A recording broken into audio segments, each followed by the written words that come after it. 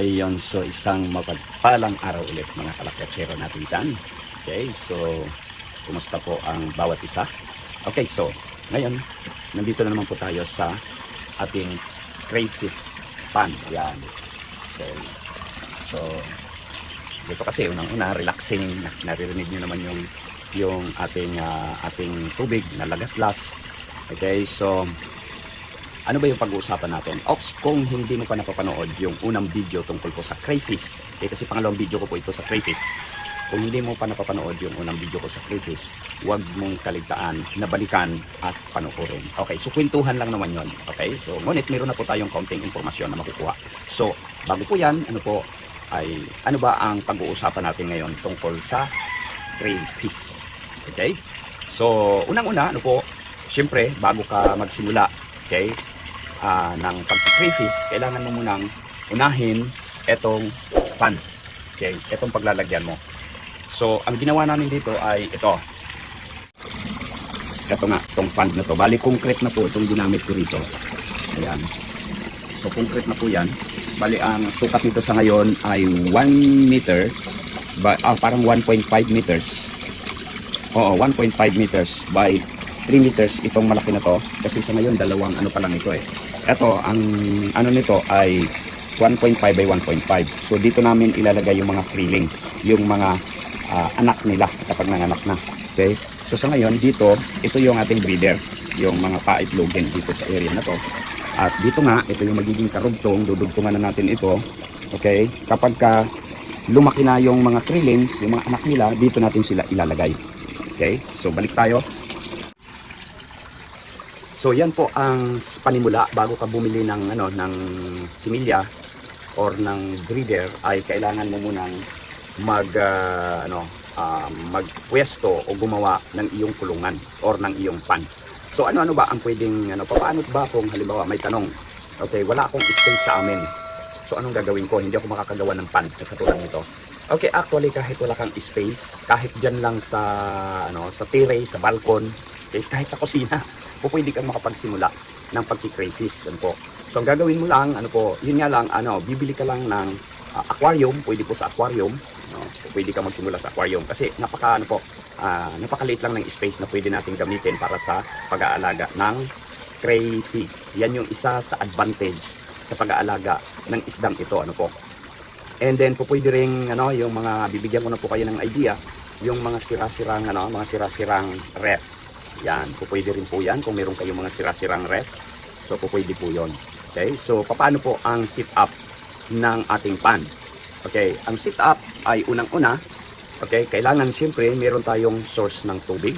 Okay, so kahit man yan ay deep well or nawasa, okay, pwede po yan. Yun nga lang, may mga tamang proseso paano po ang dapat gawin. Okay, so siguro sa susunod natin pag-uusapan yan. So ngayon, dito lang po muna tayo sa kung paano ba magsimula. Okay, at ang pag-uusapan natin, magkano ba ang simulang kapital? Okay, magkano ba ang pwede kong simulan? Magkano ang possible na income? At hindi ba mahirap alagaan ang crayfish? Okay, so ngayon dito muna tayo paano magsimula. Siyempre bago ka magsimula, unang-una sabi ko nga, gawa ka muna ng kulungan or pan. So ano ba ang mga pan na pwede natin gamitin? Pwede kapag medyo may area, okay, may area po kayo sa inyong likod bahay, backyard. So pwede pong makagawa kayo ng isang minimal na pan lang po. Okay, bahala na kayo, depende sa inyo kung paano ninyo sukatin. Actually, ang crayfish naman wala namang problema kung maliit o malaki ang iyong sukat, depende nga po sa area. O kung aquarium ka lang, okay, or pwedeng gamitin yung mga sira-sirang ref, itataob. Okay, so next is eto. Ayan, sabi nga po natin kanina, sa pagsisimula ng crayfish, unang-una dapat ang source ng tubig. Okay, may source tayo ng tubig na malinis. Dapat po malinis. Take note. Okay, pwede ang nawasa, pwede ang tawag dito, ang deep well na tubig. Okay, so paano ang proseso? Unang-una, kailangan meron kang, siyempre, yung source ng ating oxygen. Yan, ang source ng ating oxygen. Ito, bagsak lang ng tubig. Ayan, balik dalawa lang siya kasi malalakas naman ito. So, yan po, oxygen, yun yung kailangan ng ating mga isda. Okay?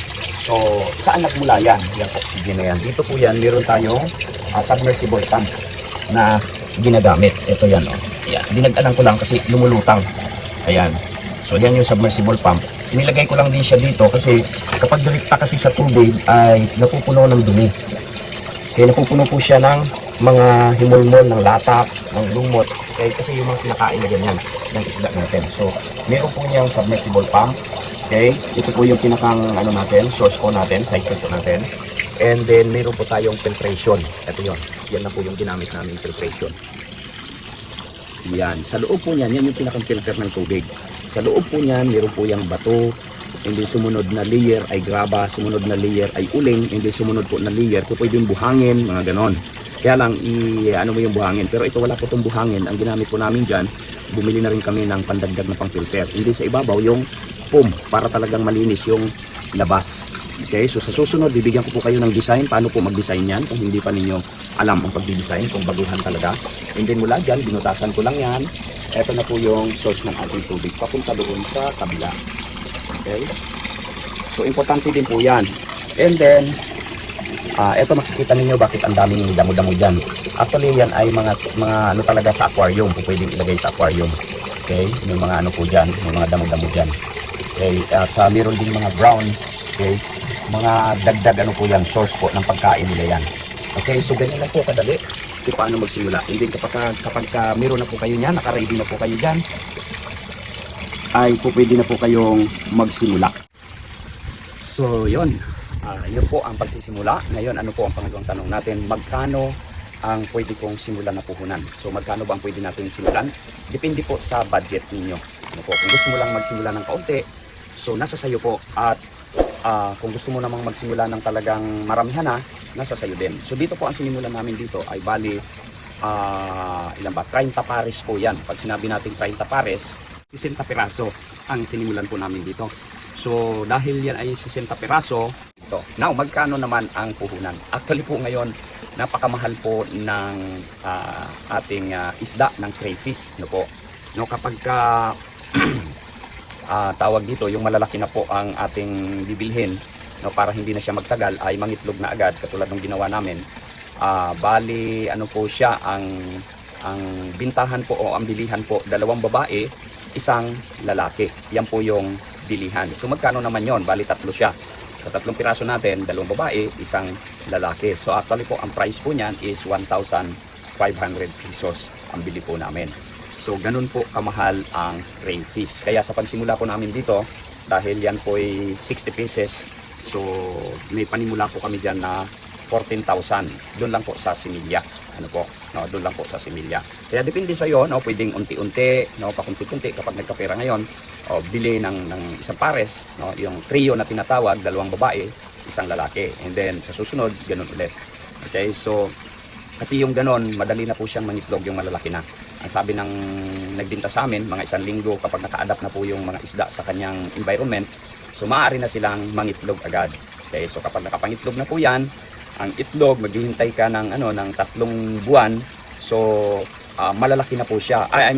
Mula pangitlog, maghihintay po tayo bago siya mapisa, maging thrillings ay mga 6 weeks, ano po, ang hihintayin natin. And then mula doon, mga 3 months, malalaki na po sila, pwede ka na rin pong magbenta ulit. So sa madalit sabi, ano po, sa loob ng 4 na buwan, 5 buwan, po pwede ka na pong magbenta rin. No, kung ang target mo is pambinta din. Pero kung alaga lang, pwedeng pangkain-kain, konsumo, palagay ko hindi na kaya kasi ang nanay, ang inahin, sa isang itlog lang po ay 100 pataas, 100 to 300 possible na pwede nilang maging anak.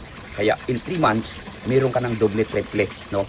Hanggang 4 times pa na isda. Yun, magkano naman ang posibleng maging income pag nagki-crayfish?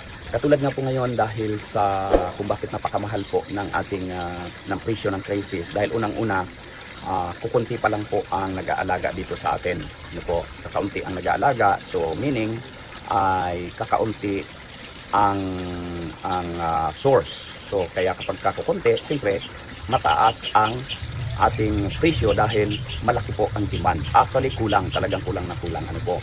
No, kaya po madali at saka talagang in 5 months palagay ko pwede nang madoble, matriple hanggang 4 times. Kasi nga ang pagbabasihan natin yung breeder, yung nanay, pwede siyang mangitlog ng 100 to 300 piraso. Depende sa sa nanay. Kasi yung malalaki, mamaya ipapakita natin kapag nagpakain tayo, pakakainin natin ngayon. Yung malalaki ay pwede po siyang mangitlog ng 200 to 300 piraso ang itlog niya. So imagine sa isang piraso, within 3 to 5 months, ano na, ang dami na, no?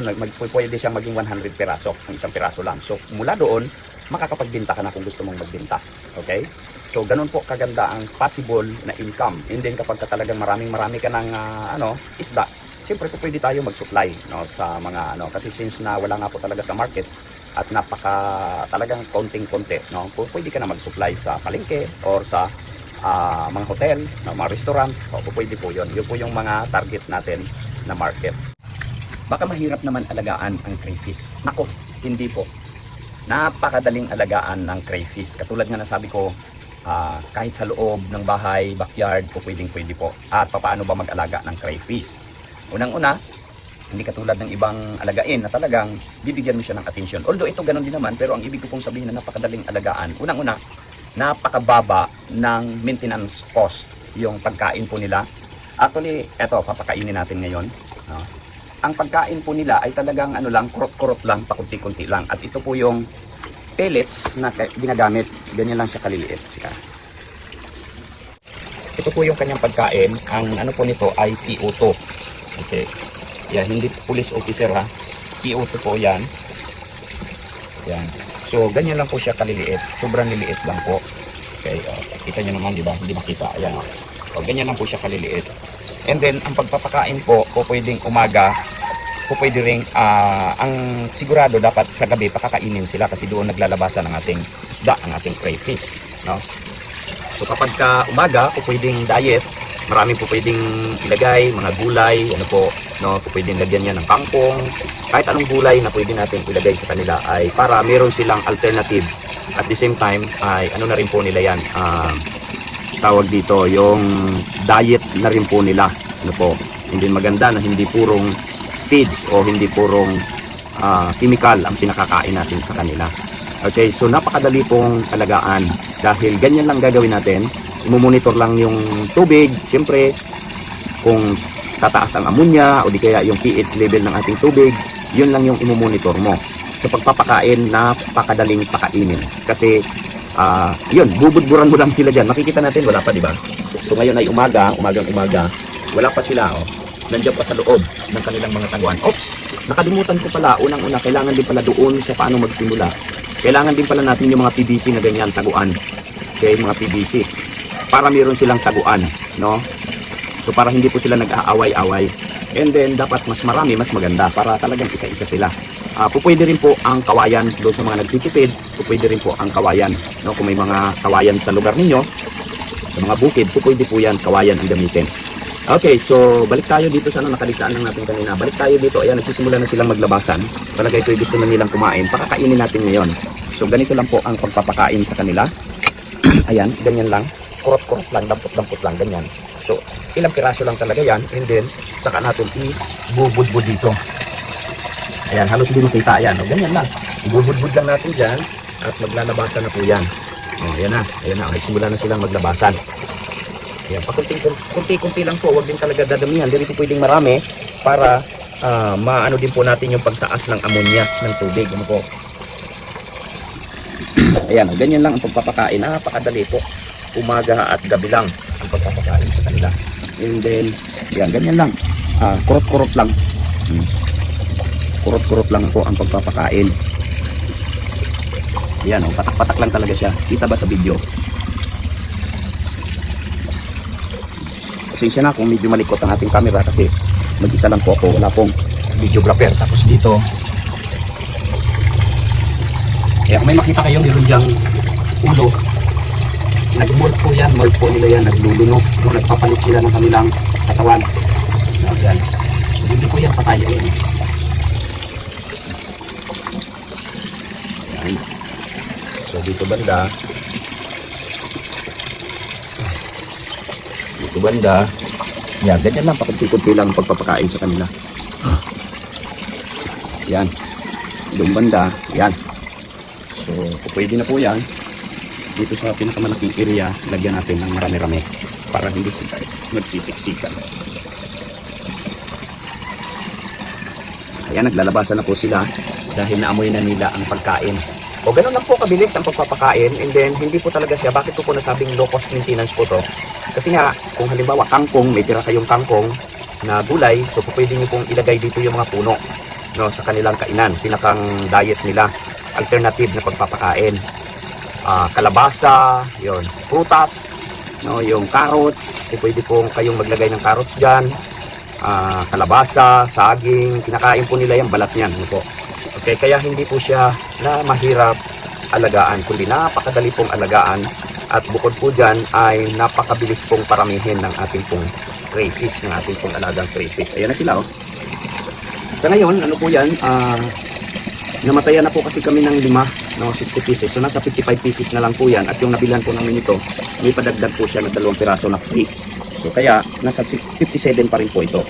Okay, 40 babae at 20 lalaki ang ating pong sinimulan dito po, ang ating breeder. So yan po yung breeder natin. Posible itong linggo na to, ano po, meron na pong mangingitlog dyan. Ayan, may mga makikita na po tayong may itlog dyan. Susunod na linggo siguro, ano po. So ngayon ay Sabado po namin to kinuha. Nung araw ngayon habang ginagawa ko to, Webes, so ilang araw pa lang po siya, wala pa po siya isang linggo. At yan, makikita naman natin, ano, makikita naman natin, ba't ka nakapihaya? Okay, so nakapihaya kasi. Yan. So ganun po lang kabilis, ano po, kadaling magpakain at napakadaling alagaan po ng crayfish natin. At napakaganda po sa ngayon ng magiging income nito kung talagang siseryosuhin mo, ano po, ang pamumuhunan dito sa crayfish. Ayan, at unang-una po ay nagiging stress reliever ko po siya, ano po, dahil kapag nandito tayo sa ating maliit na pond ay limot mo lahat yung nakakalimutan mo yung mga isipin. So ang ginagawa na lang natin ay manood at magpakain. Yan, manood lang po tayo kung ano yung galawan nila, yan, katulad mo. Okay, so talaga pong nakakatuwa. Yan, napakadali pong alagaan, napakababa po ng cost maintenance niya sa pagkain, hindi katulad ng ibang isda. Ito po, ganun lang. So di ba nakita niyo naman, katak-katak lang. So, konting-konti. Ano po, lalo na kung marami kang mga alternative na pagkain, mga gulay, karne, po pwede po na tinadpad, isda, basta't yung isda po na ilalagay nyo, yung nasa tabang din po, tubig tabang din. Diba, tilapia, hito, kailangan nyo lang linising mabuti bago ilagay sa pan. And then pagka natapos na, halimbawa, kumain na sila, kung may mga tira, kunin po agad. Kasi magiging source po ng ammonia naman yung pagkain na yun. Okay, huwag nating hayaan na tumagal sa kanilang sa pond natin po. Okay? And then sa ano naman, kasama po sa maintenance natin, pag-aalaga ay ang tubig. No, ang tubig siguro ngayon, hindi tayo masyadong magpo-focus dyan. At pag-uusapan natin sa susunod, paano ang dapat gawin, ang pag-maintain sa tubig, pH level niya, yung ammonia, ano po, yung tawag dito, yung temperature po ng tubig. Okay, so sa ngayon, ito lang po muna ang ating pag-uusapan. Yan, kung hindi ka pa nakaabot ka sa dulo ng video ito at hindi ka pa nakapag-subscribe, huwag po ninyong kalimutang mag-subscribe at pindutin ang notification bell at piliin po ang all para kapag meron po tayong mga video na talaga namang kapaki-pakinabang tungkol po sa pagpa-farming ay agad-agad po kayong manonotify. Okay, so yun lang po mga kalakotsero natin. God bless po and bye-bye. Happy farming!